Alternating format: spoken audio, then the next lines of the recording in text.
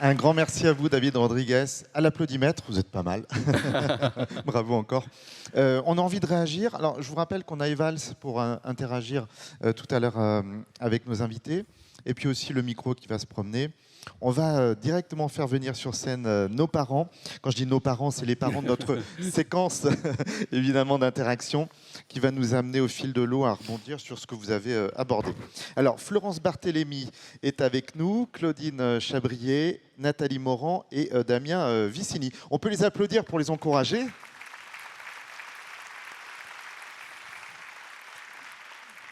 Voilà, je vous invite à vous installer. Allez-y. On va commencer avec Florence Barthélémy pour quelques mots à la fois d'explication sur votre parcours et puis aussi quelques mots de réaction. On a envie en fait de vous entendre les unes, les uns et les autres en écho à ce qui a été évoqué. Puis avec cette belle image autour de Django Reinhardt, je me suis dit on ne va pas avoir droit à un fado portugais quand même. Oui, oui. J'ai pensé à ça, mais il y avait le problème du langage. Voilà, merci. Alors, Madame Barthélémy, alors je précise que vous êtes tous les quatre des parents, pas seulement des parents évidemment, mais c'est en vos qualités de parents que vous venez peut-être habiter d'une certaine vision ou d'une envie de réagir à ce qu'on a entendu. Madame Barthélémy, vous habitez en secteur rural, à proximité de Clermont-Ferrand. Je le précise parce que ça a son importance parfois quand on parle de mobilité notamment, dans un petit village. Et votre fils Hugo, qui a 33 ans aujourd'hui, est né en 1990. Vous savez que depuis hier, on aime bien les dates de naissance. On n'a pas encore demandé à M. Rodriguez, mais il nous le dira peut-être tout à l'heure. En 90, donc c'était avant la loi de 2005. C'est ça, c'est tout à fait ça. Donc Hugo, quand il est né, les difficultés sont vite apparues et on nous a tout de suite catégorisés dans le secteur handicap, avec l'idée qu'il existait des structures qui pourraient être adaptées à notre fils. Alors, à savoir que je travaillais déjà dans le secteur social et que j'étais déjà un petit peu militante. Et je me suis dit, d'accord, ça existe, c'est très bien, mais est-ce qu'on ne pourrait pas voir à côté? Donc, dès la petite enfance, il a été dans une halte garderie. Alors, pour ne pas vous mentir, je n'ai pas annoncé le handicap au départ. J'ai inscrit mon enfant. Et puis après, j'ai expliqué qu'il y avait quelques petites particularités. Voilà. Moyennant quoi, je ne sais pas si c'est Hugo ou si c'est moi qui avons séduit la directrice de la halte garderie, mais il est resté à la halte garderie quelques jours par semaine. Et que s'est-il passé au moment de la scolarisation? Alors, au moment de la scolarisation, on habite dans un petit village, effectivement, où, comme dans beaucoup, existe une école publique. Et je suis partie, comme j'avais fait pour la halte garderie, inscrire mon fils. Mais là, quand même, on était un petit peu connus. Voilà, dans la vie rurale, on se fait vite repérer. Et on m'a expliqué clairement et nettement et sans détour que les enfants handicapés n'étaient pas accueillis à l'école. Il n'y avait aucun recours, point barre. Et à ce moment-là, on a été dans le village d'à côté où une école privée a bien voulu accueillir Hugo. Et on est tombé sur, je dis on parce que c'est Hugo, c'est son papa et moi-même, hein. On est tombé sur une institutrice proche de la retraite pour qui ça a été un challenge d'accueillir Hugo et de l'accueillir au mieux dans sa classe. Et là, on tombe sur le précieux facteur humain, comme on dit. Totalement. Le fait d'être avant la loi nous a amené à miser énormément sur le facteur humain. Parce qu'en fait, on n'avait pas vraiment le droit avec nous. Donc, il fallait jouer avec d'autres manettes. Et en même temps, il était accompagné par le CMPP local. Mais voilà, on a pu effectivement permettre une scolarité en maternelle à Hugo. David Rodriguez faisait allusion tout à l'heure au périscolaire, ce qu'il y a autour de l'école. On en vient à la suite de son parcours à Hugo. Il arrive dans un autre établissement, en Clis, au collège. Voilà. Et là, vous l'avez dit, vous êtes dans une petite commune, il n'y a pas de collège, c'est logique. Alors, ce n'est pas au collège, c'est l'école élémentaire. parce qu'en fait, l'école était bien ouverte, mais il y avait quand même le problème de l'apprentissage de la lecture. Et Hugo n'était pas du tout en route pour apprendre à lire et à écrire. Du reste, il ne sait toujours pas lire et écrire. Et à ce moment-là, il y a eu un blocage, parce que vraiment, l'acquisition de la lecture et de l'écriture semblait être vraiment l'objectif majeur des enseignants. Donc, il a été orienté en CLIS, les ULIS actuels. Et là, s'est posé le problème du transport et de tout le temps périscolaire. En CLIS, franchement, il a eu des institutrices qui étaient épatantes, qui connaissaient vraiment leur boulot, des conditions d'accueil très bien. Par contre, le reste n'était pas prévu. Donc, le taxi posait gros problème. On habitait à 25 km. Hugo avait donc 1 heure de taxi le matin, 1 heure de taxi le soir. Et il y avait tout le temps périscolaire. Et mine de rien, tout ça, ça faisait plus un tiers de son temps de scolarité, entre guillemets. Et si on en parle, c'est que ça peut être pesant, voilà, dans les relations, Oui, dans ça les a failli conditions. mettre fin à la scolarité d'Hugo, puisque quand il n'aimait pas le chauffeur de taxi, il faisait pipi dans le taxi. Et les chauffeurs de taxi n'aiment pas trop ce genre de truc. Donc, voilà, c'est ce qui a failli mettre fin à la scolarité d'Hugo. Je fais un petit point, on va faire quelques ellipses évidemment, hein. Qu'est-ce qu'il fait aujourd'hui Hugo? Alors, donc il a 33 ans à peu près. Aujourd'hui, il a 33 ans, il est en foyer occupationnel et donc il est dans une structure spécialisée. Par contre, il est très intégré dans la vie du village. Il est connu au bistrot, il est connu à l'épicerie, il est connu à la boulangerie, il est connu de plein de villageois. Connu favorablement. Oui, et parfois pour voilà. Pour les bonnes raisons. Parce qu'il a son caractère aussi. Et puis, il fait par contre partie du club de tir à l'arc. Et ça, c'est très, très important pour lui, parce que ses potes, c'est les potes du tir à l'arc. Il est bien dans ses baskets finalement. Je crois. Ouais. Qu'est-ce que vous avez pensé de l'intervention de David Rodriguez? Est-ce que ce système portugais, la manière dont il en parle, ça vous inspire? Oui, oui, parce que je pense qu'effectivement, nos enfants, et je le dis maintenant avec ce recul qui est lié à l'âge de mon fils, nos enfants doivent être accueillis, certes, mais ils ne sont pas toujours très faciles. Voire, ils peuvent mettre en grande difficulté des professionnels, même des professionnels ayant vraiment de la bonne volonté. Et je pense que le fait que d'autres professionnels aidants puissent intervenir dans l'école, c'est pour moi vraiment une des clés.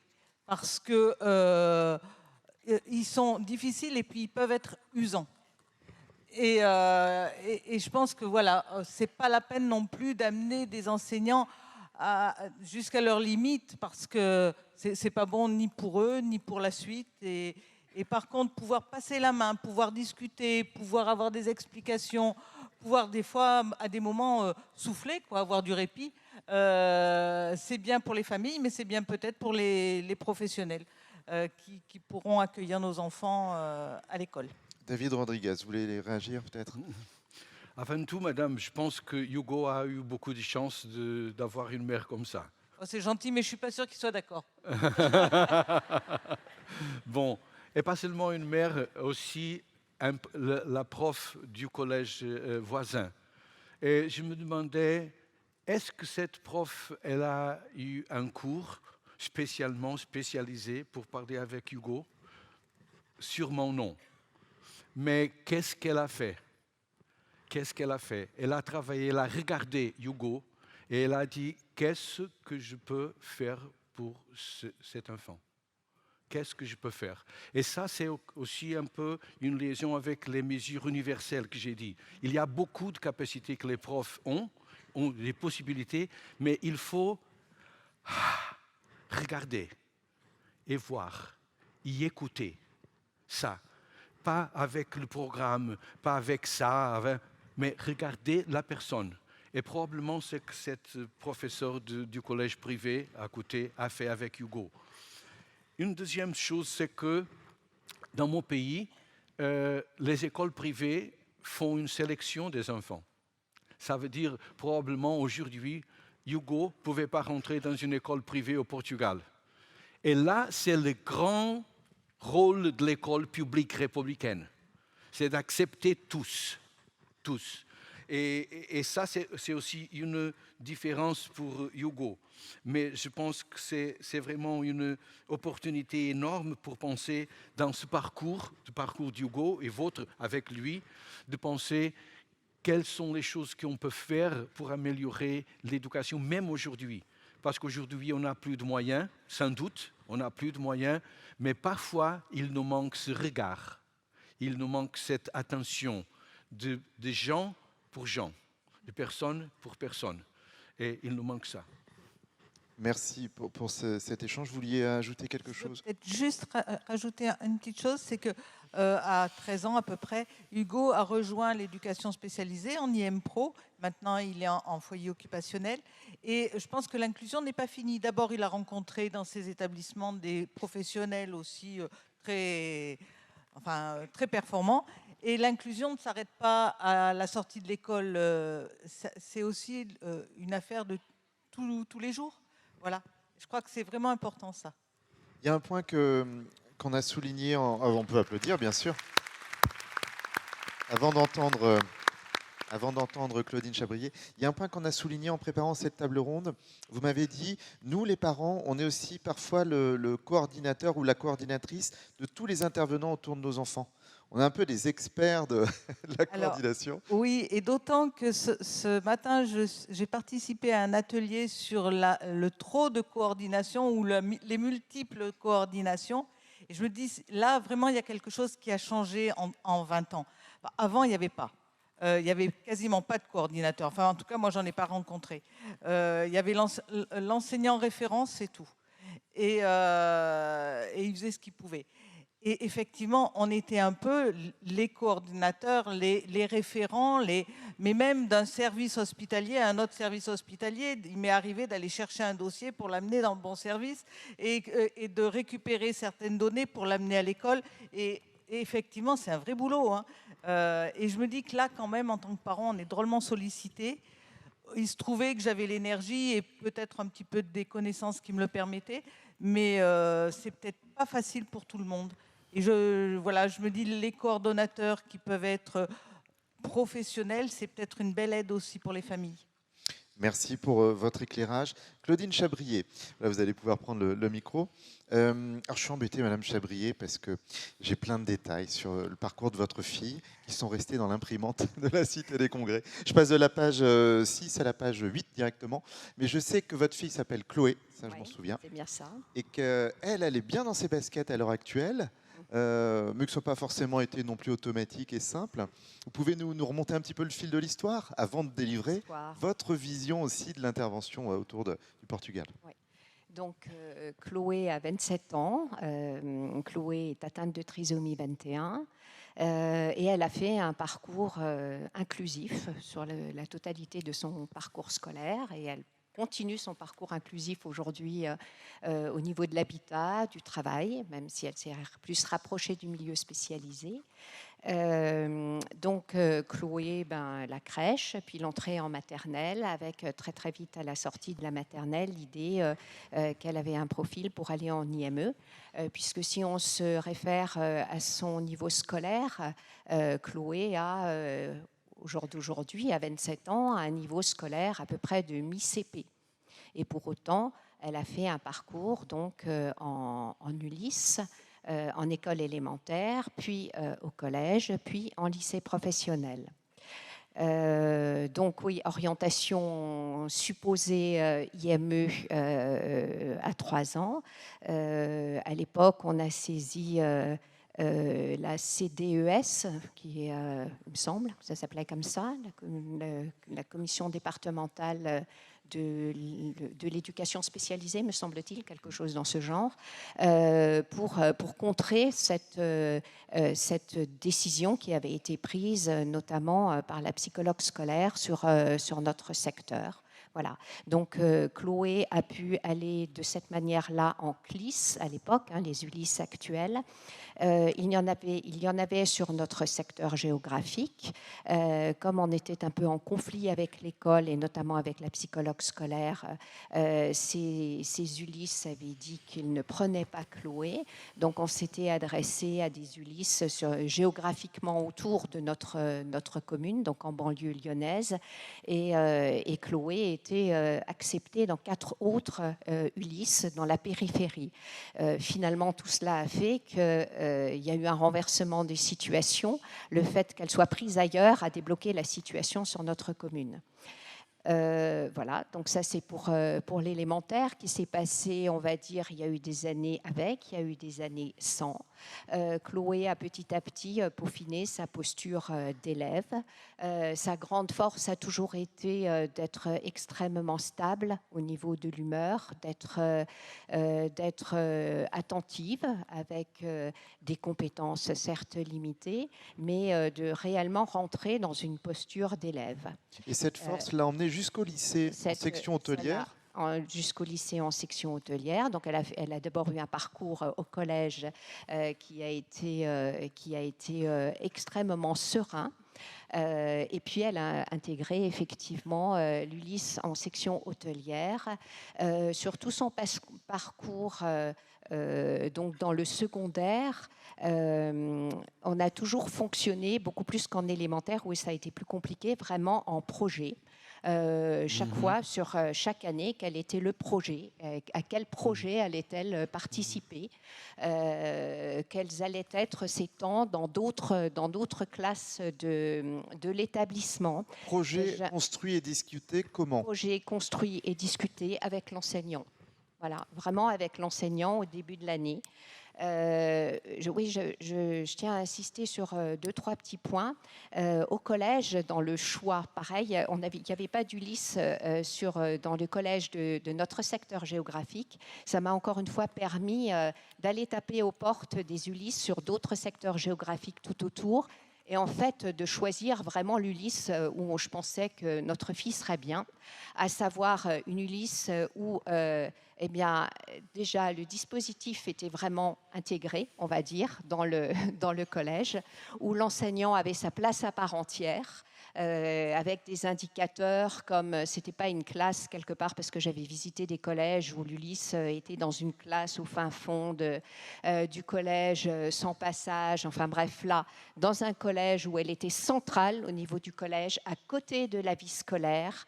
Le rendez-vous en début d'année avec l'enseignante du dispositif, avec la coordinatrice, s'est fait avec la responsable de la vie scolaire. Enfin voilà, tout ça des indicateurs. Le dispositif lui-même était dans une logique inclusive. Donc ça a permis aux élèves d'être dans une logique inclusive. Et je crois qu'aujourd'hui, votre fille Chloé veut mener sa barque. C'est ça, jusqu'à être en habitat partagé peut-être aussi? Pour être en habitat partagé, elle travaille en ESAT. C'est ce qui lui correspond au jour d'aujourd'hui, parce qu'elle a tous ses projets à mener de front, à la fois l'habitat et le travail. Elle travaille en ESAT. Très, très vite, elle est passée sur un dispositif ESAT-hors-les-murs. Et elle a fait des stages sur des habitats en foyer d'hébergement et en habitat partagé avec plus d'autonomie dans des studios plus autonomes.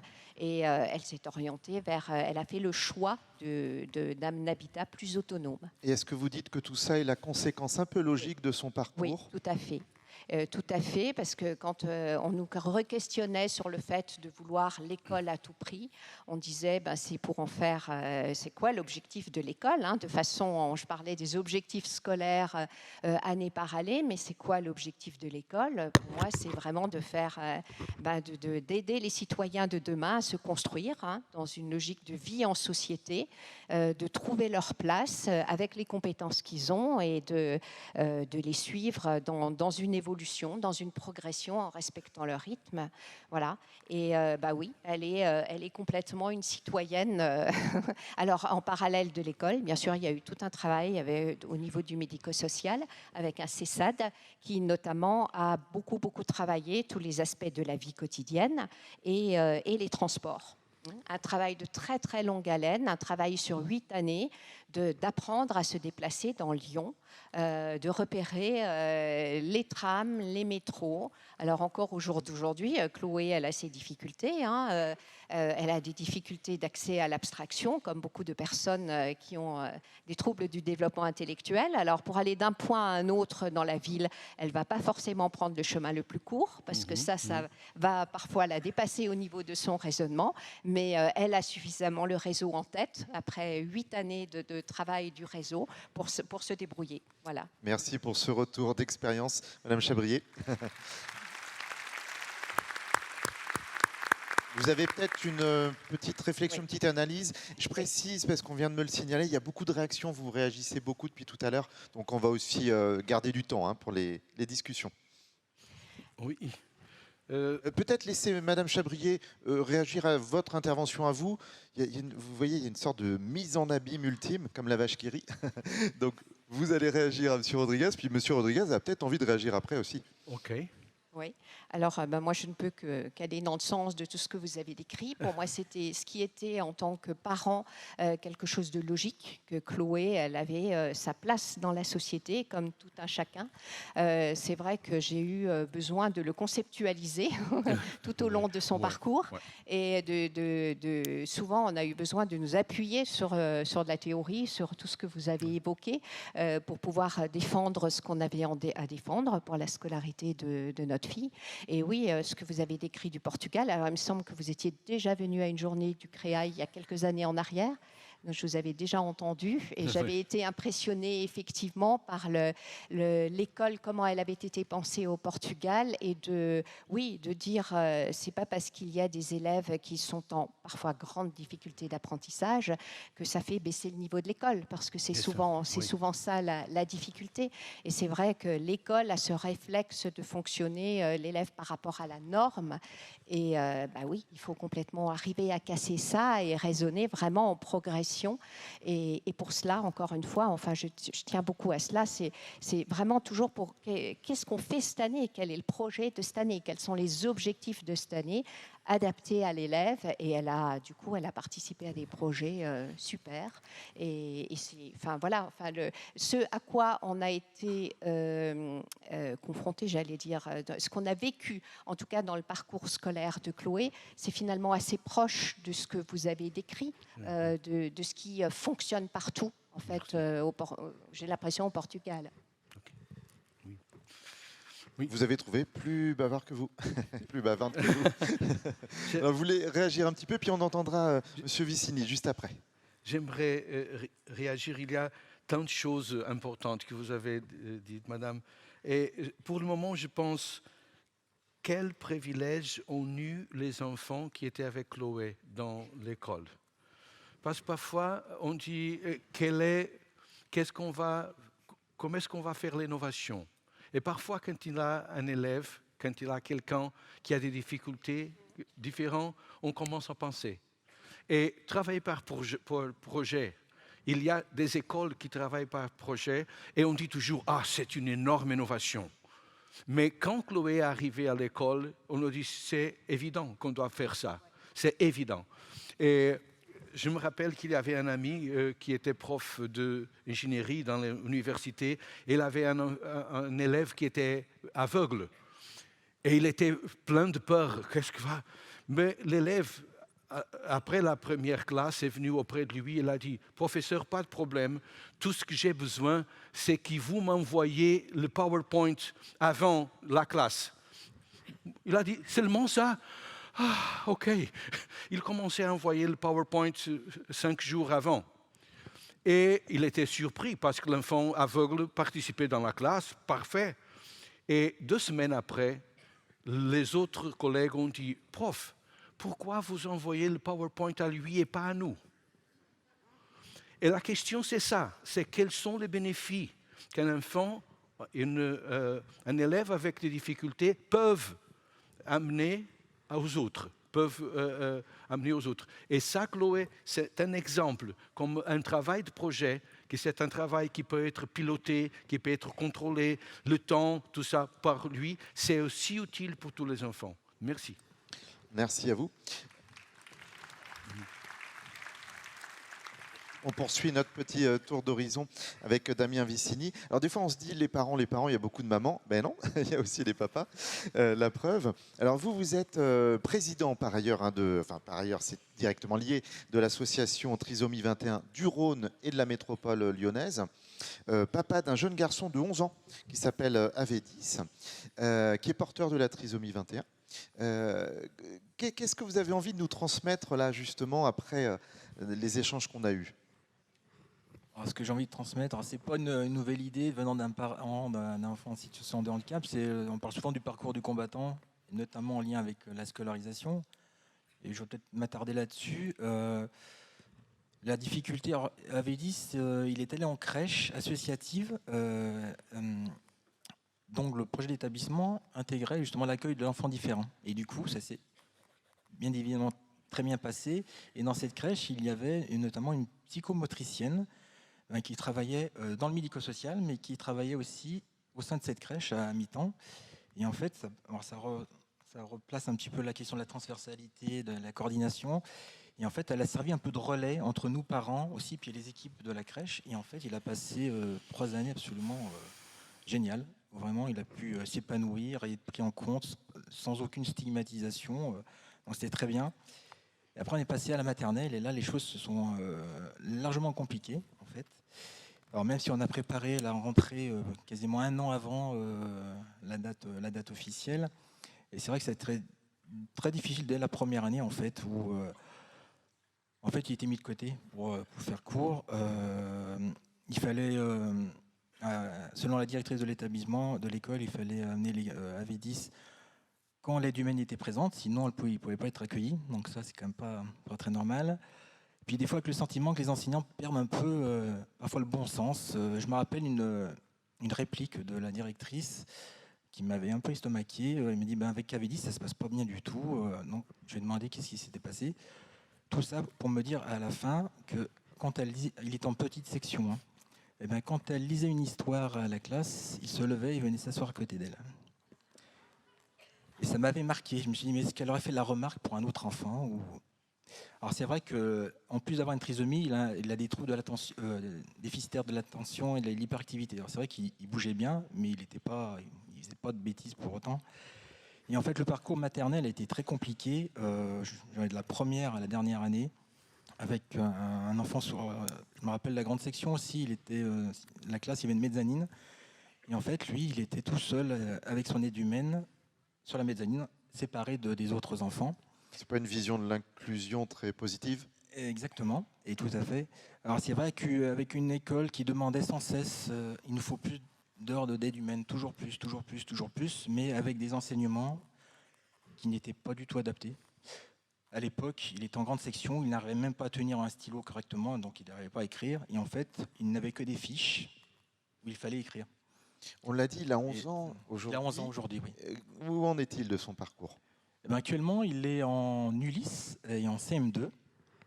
Donc là, c'est vrai qu'il y a des années sans, des années avec. Mais malheureusement, on a eu plus d'années sans.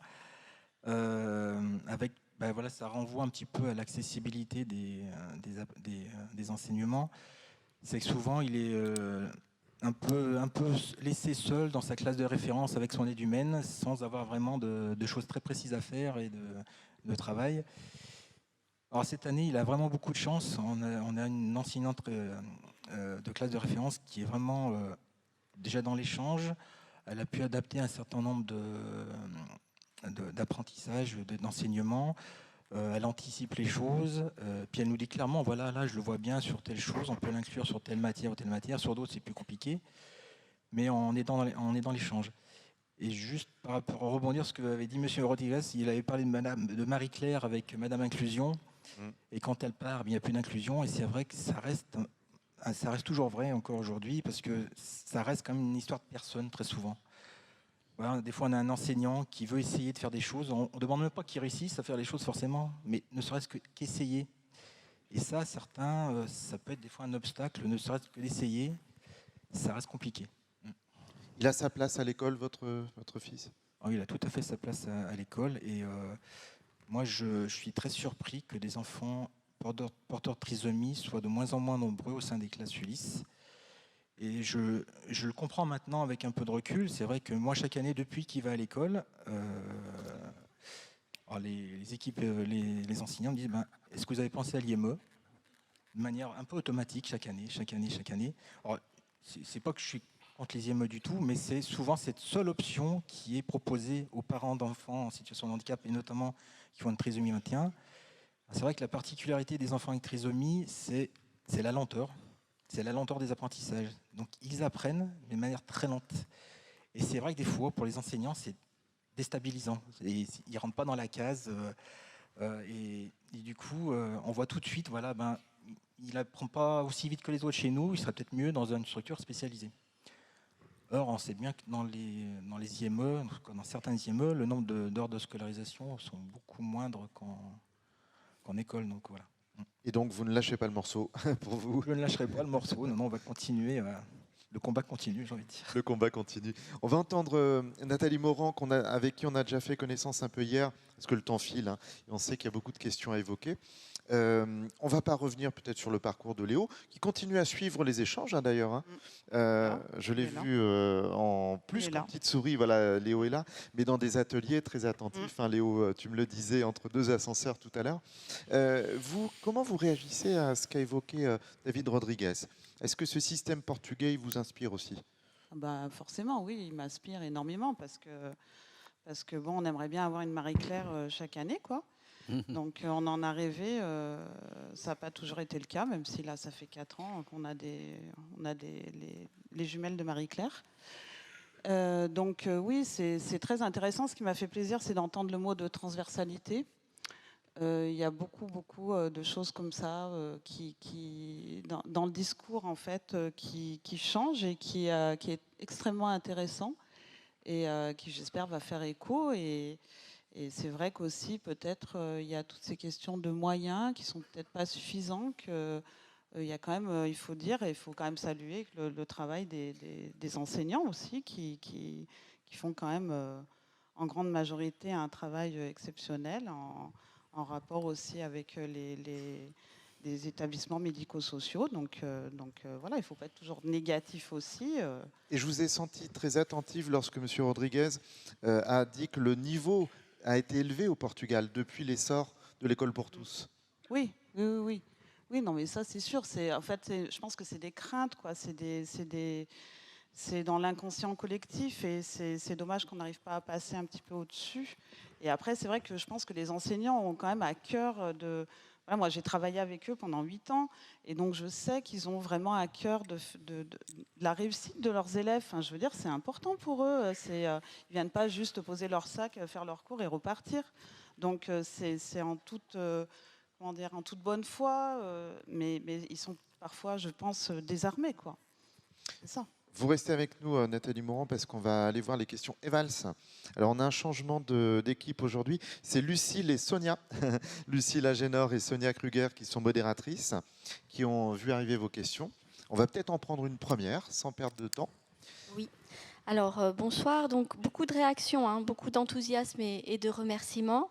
On a une première question concernant le système, le parallèle entre le système français et la lenteur de la mise en œuvre de l'inclusion par rapport au système français et portugais. Et la question est, quelles sont les forces que vous repérez dans nos dispositifs français en faveur de l'école inclusive ?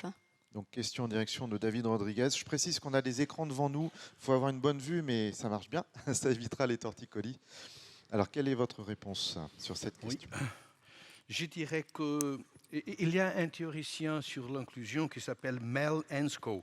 Et il dit toujours qu'on utilise beaucoup moins ce qu'on sait. On sait beaucoup plus ce qu'on utilise.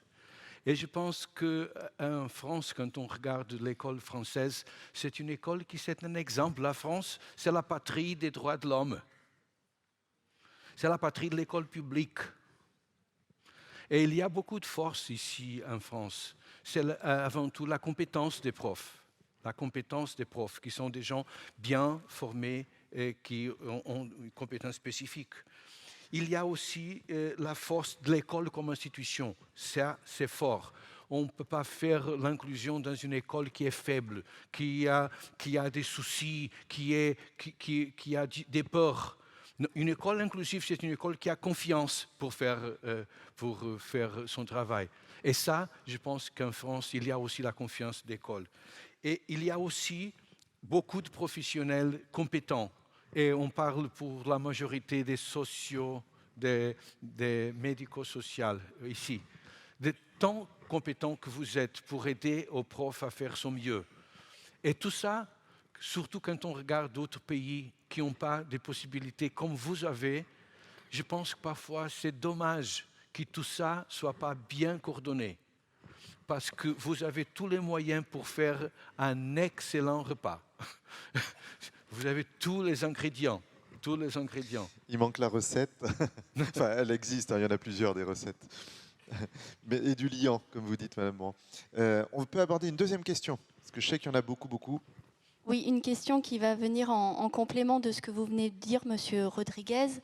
C'est quelle traduction de l'école inclusive portugaise dans les politiques vers un décloisonnement, voire fusion des ministères? Oui. Là, on a vraiment quelque chose un peu différent de l'organisation qui se passe en France. On a l'intervention précoce pour les enfants qui sont très petits. Il y a 3 ministères qui ont fait, disons, un joint venture, qui ont fait comme une liaison, qui c'est le ministère des Affaires sociales, d'éducation et aussi de santé. Okay? Et ça, on a un modèle d'intervention précoce qui c'est une référence au niveau international parce que ce sont les 3 ministères qui donnent les techniciens, qui font les équipes qui travaillent dans l'intervention précoce. Mais après ça, tout c'est le ministère de l'Éducation. Ça veut dire que le ministère de la Santé, bon, il y a les professionnels, mais les professionnels, par exemple les physiothérapeutes, les ergothérapeutes, les orthophonistes, toutes les personnes, tous les professionnels qui travaillent sont payés par le ministère de l'Éducation. Ils sont payés par le ministère de l'Éducation. Ça veut dire, et ça donne, disons, une clarté probablement plus grande au système, qui sait que c'est clair qu'un physiothérapeute travaille comme physiothérapeute, mais dans un système éducatif.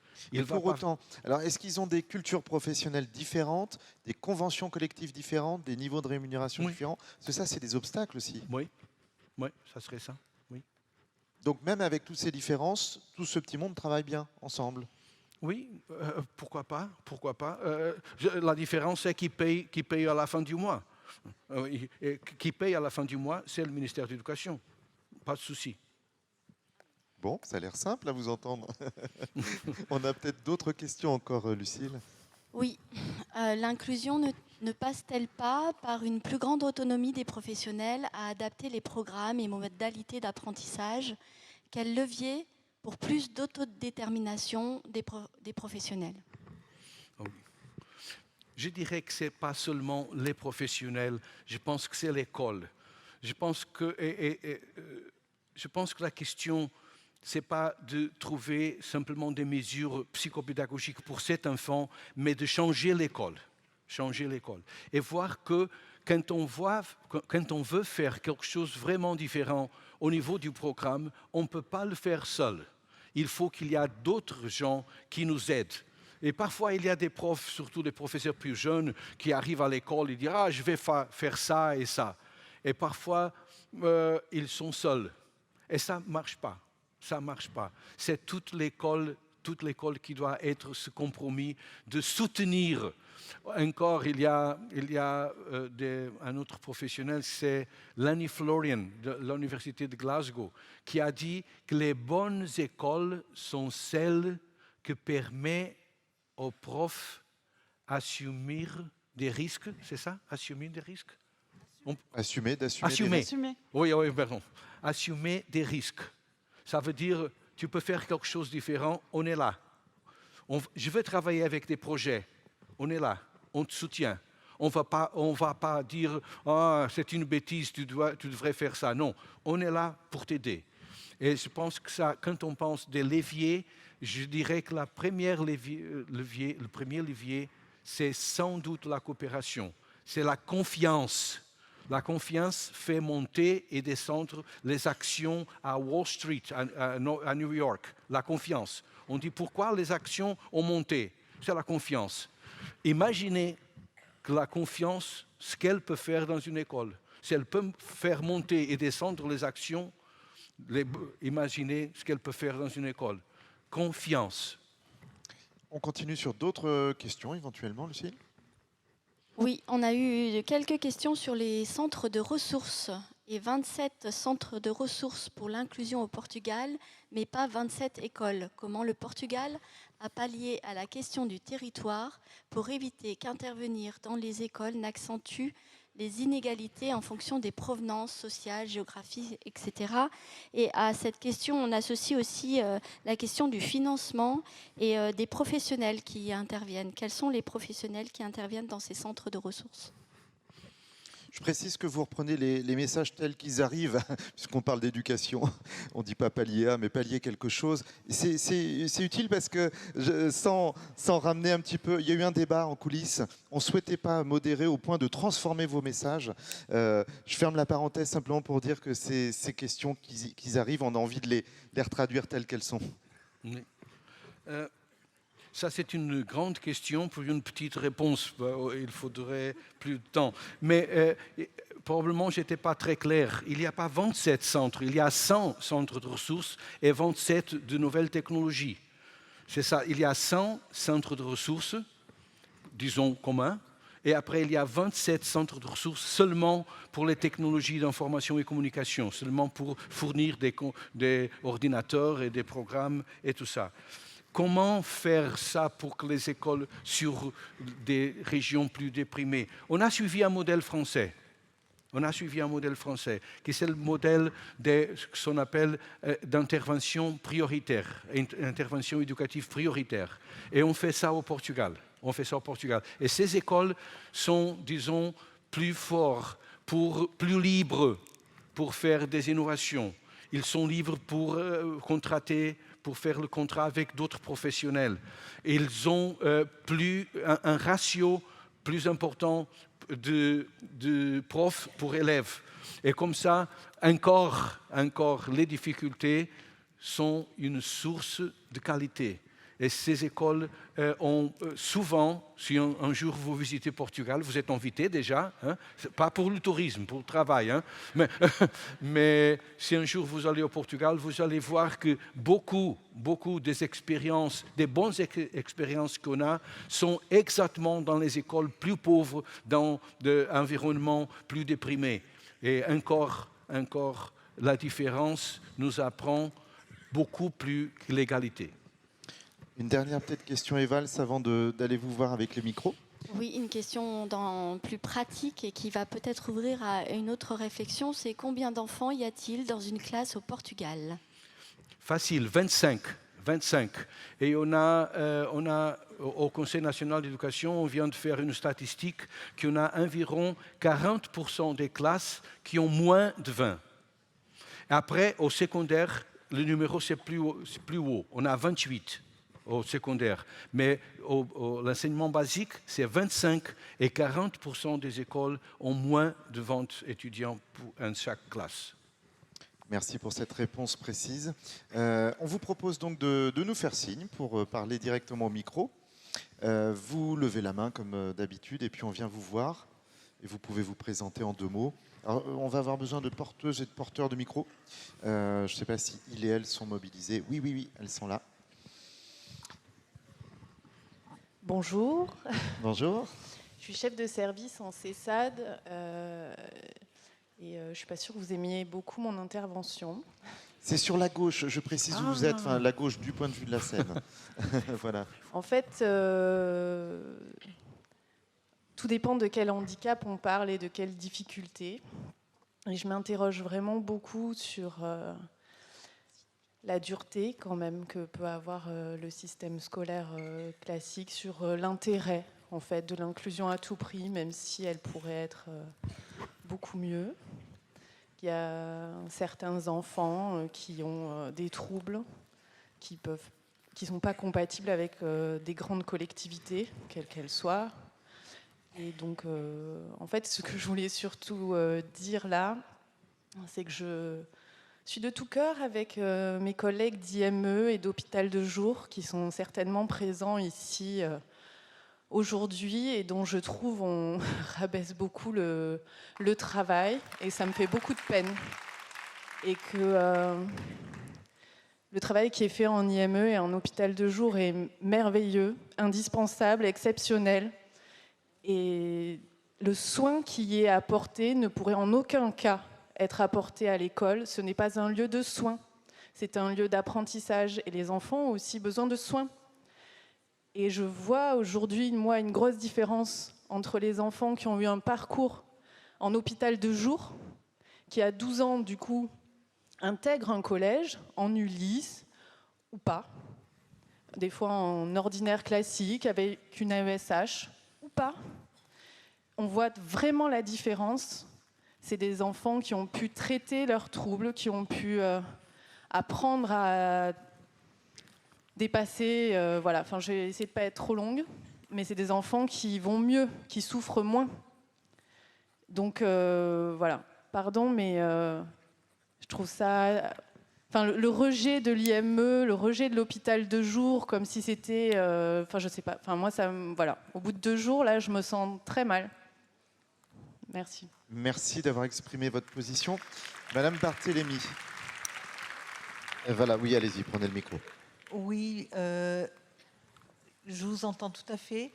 Et je voudrais juste dire que l'école, ça ne veut pas dire le rejet de l'IME ou de l'hôpital de jour. Enfin, le souci peut-être, en tout cas, au temps de mon fils, il y avait ça déjà. Mais je crois aujourd'hui, c'est que j'ai l'impression que c'est l'un ou l'autre. Mais l'idéal, c'est l'un et l'autre. Voilà, c'est... Et ce qui me semble important, c'est s'adapter à l'enfant. Et que c'est l'enfant qui guide. C'est pas... moi, des fois, je me suis fait le reproche d'avoir trop d'idéologie. Et en même temps, mon fils, il m'a guidée. Parce que le jour où il en a eu ras-le-bol de l'école, il en a eu ras-le-bol de l'école. Et il est parti en IM Pro et il a trouvé sa place à l'IM Pro. Par contre, ce que je peux repérer, c'est qu'après, aller de l'IM Pro à l'école, c'est plus compliqué. Ça se fait de mieux en mieux, mais c'est quand même plus compliqué. Mais voilà, c'est pas l'un ou l'autre. C'est vraiment ça que j'ai envie de dire. C'est vraiment en fonction de l'enfant et avec vraiment le plus d'objectivité possible. Et c'est là que je pense que les professionnels sont nécessaires parce que, en tant que parent, j'affirme qu'on ne peut pas être objectif. Voilà, merci Madame Barthélémy. Il y a d'autres interventions? Oui, merci de prendre ma question. Je voulais que M. Rodriguez précise l'école à temps plein, parce que ça a l'air très portugais. Ah, l'école à temps plein. La définition portugaise de l'école à temps plein. C'est pour... j'ai pas bien compris. C'est pour parler un peu qu'est-ce que c'est les pros et contre l'école à temps plein. Peut-être ces modalités de mise en œuvre. Oui, concrètes. vous avez parlé d'école à temps plein. Comme nous, oui, peut-être qu'il y a une différence au niveau du temps horaire. Ok, ça veut dire oui. À l'école. Oui, ça veut dire que si les parents veulent, l'enfant peut être à l'école le matin et l'après-midi. Ça veut dire que pas avec des classes tout le temps, ça serait ridicule. Il y a des gens qui disent « Ah, c'est horrible ». Ça serait horrible d'avoir classe le matin et l'après-midi, ça serait une prison et pas une école. Et comme ça, on a un temps, il y a des classes et après on a ce qu'on appelle des activités d'enrichissement curriculaire. Ça veut dire ils ont la musique, du sport, des clubs, toutes les activités qui sont activités d'enrichissement curriculaire. Et comme ça, toutes les écoles fonctionnent en temps plein. Ça veut dire que les enfants peuvent être le matin et l'après-midi. Peuvent. Parce que parfois, il y a des parents qui disent « Je préfère que mon enfant soit seulement 2 jours à l'école, le lundi et le mardi. » Et après, ils peuvent faire ça. Mais l'État offre à tous les étudiants la possibilité d'être le matin et après-midi. Et ça, c'était absolument critique aussi pour les mères, pour les femmes. Beaucoup de femmes n'étaient pas capables de travailler parce que l'enfant était seulement une partie du temps à l'école et après elles avaient possibilité de l'avoir dans un autre garderie. Et c'est très important, c'était très important socialement au Portugal, ça. Nathalie Moreau. Alors, je pense que c'est effectivement toute la différence entre le modèle portugais et le modèle français, c'est que là, j'entends, c'est la famille qui demande. Alors que là, aujourd'hui, on n'est pas du tout dans cette logique-là. Ce n'est pas la famille qui demande. On impose quand même à la famille et on a du mal à intégrer la famille dans le parcours, sachant qu'elle est quand même, encore aujourd'hui, le coordinateur du parcours scolaire et de soins. Donc, David Rodriguez, vous avez parlé des professionnels dans la classe. C'est qui? C'est quel profil? Qui sont-ils? Ouais. Ça serait une longue conversation, c'est une menace. Mais 17h29 Je pense qu'on a changé aussi lentement, disons, le modèle de support dans l'école. Ça veut dire qu'avant, on avait le support sur l'enfant. Les professionnels venaient à l'école pour soutenir l'enfant, pour avoir une session de physiothérapie, une session d'orthophonie, une session de ça. Mais après, on a, je dirais, évolué, on a pensé d'une autre façon, en disant que c'était beaucoup plus utile que ce professionnel pourrait soutenir l'école et le prof. Ça veut dire que les profs, ils ont besoin d'être soutenus, d'être informés, avec des innovations, avec des matériaux, avec des stratégies qui peuvent être utilisées. Et maintenant, on aime dire que seulement une partie du support est fait directement à l'enfant. Ce qu'on aime, c'est que le support qui vient à l'école soit fait sur l'école comme organisation et sur le prof, pour lui dire qu'est-ce que c'est possible. Qu'est-ce que c'est possible de faire? Parce qu'il y avait des choses incroyables. On disait, par exemple, le prof disait « j'ai des problèmes de comportement à la salle avec cet enfant ». Et le psychologue disait « mais tu sais, dans mon cabinet, il n'a pas de problème ». Il a dit « oui, dans le cabinet, il n'a pas de problème. Le problème, c'est la salle de classe. Et c'est là que tu dois être, pas au cabinet. » Et c'est ça qu'on doit avoir. On doit avoir cette perspective de les professionnels de soutien, de penser qu'il y a plusieurs façons de faire ce soutien à l'enfant, à l'école et aux professeurs. On retourne dans le public avec une question. Est-ce que je peux poser une question? Donc, alors, on essaye de vous deviner, mais on ne sait pas trop où vous êtes. Allez-y, posez votre question. À gauche, là.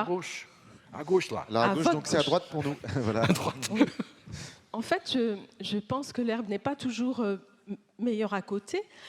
Pendant toute cette conférence-là, en fait, je regardais les statistiques de l'INSEE d'une part, et je regardais aussi le rapport de l'adresse qui est sorti sur les statistiques du handicap en France 2023. Et je m'étonnais un peu de la confrontation des deux, puisque sur l'INSEE, j'ai regardé avec les mots-clés scolarisation en France, eh bien, les enfants de 6 à 10 ans sont scolarisés avec comparativement 100% de scolarisation entre 2002 et 2020, et puis ça baisse après 10 ans. Et puis quand je regarde le rapport, en fait, il y a un passage très détaillé, parce que je pense que c'est très didactique. Combien d'enfants sont scolarisés? Combien d'enfants et d'adultes handicapés sont accompagnés en établissement plus tôt? Donc, fin 2018, et le chiffre n'a cessé de s'améliorer, il y avait, fin 2018, l'école inclusive, c'était le début de tout ça, 167 300 enfants et adolescents handicapés sont accompagnés dans les établissements et services médico-sociaux qui leur sont dédiés, soit 1% de l'ensemble des moins de 20 ans. Donc, je ne sais pas. Alors, je me dis que peut-être que l'État, aujourd'hui, veut s'attaquer aux 1% qui sont pas scolarisés. Je ne sais pas, parce que ça pose vraiment des questions importantes, ça. C'est-à-dire que moi, j'ai l'impression qu'on est beaucoup à travailler depuis des années, et on le fait bien, à l'école inclusive. Et puis là, cette statistique me questionne. Et c'est l'adresse. On va voir si on peut réagir ici en plateau. Pas évident, pas simple. Est-ce que je peux préciser le propos de madame? Allez-y. Excusez-moi, je reviens sur la même chose. N'hésitez pas à vous présenter en 2 mots, qu'on sache d'où vous parlez. Je suis au milieu, voilà, vers le milieu. Et vous présentez pas géographiquement, mais aussi... Moi, je suis directeur d'un établissement médico-social, mais effectivement, tout à l'heure, c'est marrant, on applaudit qu'on a vu les chiffres du Portugal pour dire que 99% des enfants étaient en milieu ordinaire. Donc c'est le cas en France aussi. On peut s'applaudir. Eh bien, allons-y. Voilà. Donc, non, mais parce qu'on oppose, on oppose toujours ça entre le médico-social et l'école, alors qu'effectivement, les chiffres donc, sont factuels. Il y a moins de 100 000 enfants scolarisés en France actuellement, entre les IME, les IUM et les ITEP. Il y a plus de 10 millions d'enfants scolarisés entre le primaire et le collège, et je ne compte même pas le lycée. Alors, effectivement, par contre, réfléchissons à mieux accompagner tous ensemble, à faire en sorte que les 99% qui soient à l'école, ils y soient mieux. Ça, il n'y a aucun problème et je pense qu'on est tous d'accord. Et je remercie madame qui a bien dit, faisons ensemble l'école en milieu ordinaire et les écoles spécialisées et arrêtons d'opposer parce que ça répond à des besoins spécifiques de chacun. Si je peux apporter une petite précision au chiffre de madame quand même. Antoine Fraisse, je fais les présentations. Oui, pardon. Tout le monde ne vous connaît pas, mais venez un tout petit peu à la lumière. Antoine, je crois, avec le micro, sinon ça va faire des larcènes, voilà, c'est le micro sale. De la fédération Antoine des CRAI. Fraisse, délégué fédéral de l'ANCRAI. Il y a juste un petit point d'attention. Alors qu'on travaille tous ensemble pour mieux accompagner tout le monde, ça c'est une certitude et je crois que c'est ce qu'on essaye de partager depuis le début de ces journées. La statistique que dit madame est vraie. Sauf qu'au Portugal, on parle d'accompagnement et d'éducation, je crois que c'est le terme que vous avez adopté, à temps plein. En France, 1 heure de scolarisation par semaine vaut scolarisation. Et ça, l'étude INSEE, l'adresse ne le spécifie pas. Et je pense qu'il faut en tenir compte. Voilà. Merci pour la précision, Antoine Fraisse. On a une toute dernière question, je crois. J'ai vu une main se libérer, enfin se lever plutôt, avant de vous libérer. Vous, il y a des lapsus. Alors, je vais faire attention à mon langage, parce que il va y avoir des tomates tout à l'heure. Non, non. Pardon. Oui, bonjour, je suis là. Oui, je suis enseignante spécialisée dans un UME. Et j'avais une question pour M. Rodriguez. Je voulais savoir, à la fin du cursus scolaire au Portugal, que deviennent les jeunes en situation de handicap? Est-ce que les entreprises les embauchent facilement? Est-ce qu'il y a des entreprises qui ressemblent aux ESAT chez nous? Voilà. Oui, merci pour votre question, parce qu'on rejoint ce que vous avez évoqué, vous les différents parents. Alors peut-être pas encore Monsieur Vicini, parce que votre fils a 11 ans, c'est un peu tôt, mais ça va bientôt arriver. Les projets, quoi, c'est pourquoi faire derrière, hein? Alors, réponse de David Rodriguez. Oui, je dirais qu'au Portugal, on a ce qu'on appelle un plan individuel de transition. Ça veut dire qu'à 23 ans que la scolarité termine, il faut que l'école commence à travailler dans un plan individuel de transition. Ça veut dire pour préparer l'enfant pour avoir une vie active, une vie, disons, dans un milieu professionnel. Et après, on a fait beaucoup d'efforts pour que l'Institut de formation professionnelle peut offrir des cours pour les enfants handicapés. Ça nous semble très étrange qu'après faire un parcours inclusif, à la fin du parcours, on dit « Enfant, on a découvert que tu es handicapé, tu dois aller auprès des handicapés ». Et pour ça, on a fait un grand effort pour que les offres de formation qui sont faites au Portugal sont faites en milieu inclusif aussi. Ça veut dire que l'enfant avec difficulté va faire sa formation avec support, oui, avec appui, mais va faire sa formation auprès d'autres jeunes de son âge. Et ça, c'est quelque chose qu'on a préparé avec les plans individuels de transition. Avant de vous libérer, je voudrais vous entendre, David Rodriguez, sur un aspect qui transparaît de ces journées nationales. On entend beaucoup de conviction, parfois un peu d'émotion dans les prises de parole des professionnels. Madame vient de prendre la parole sur cette modalité-là.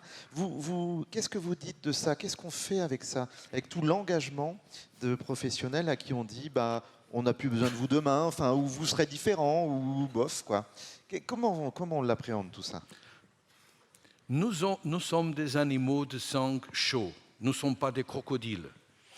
Et ces choses sur le droit et les devoirs humains ne nous mobilisent pas, qu'est-ce qui va nous mobiliser?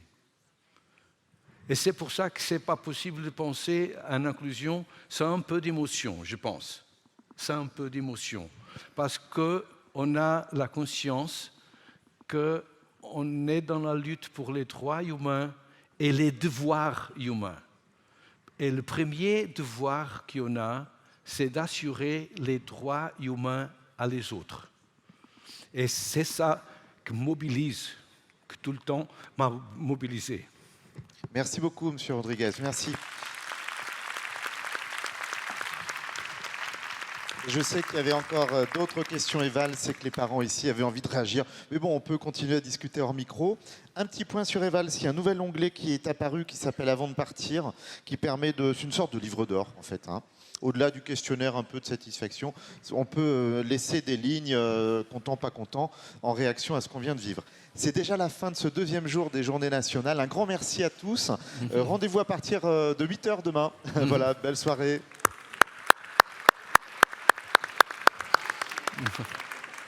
Oh, ok. Bien, merci. Bien, merci.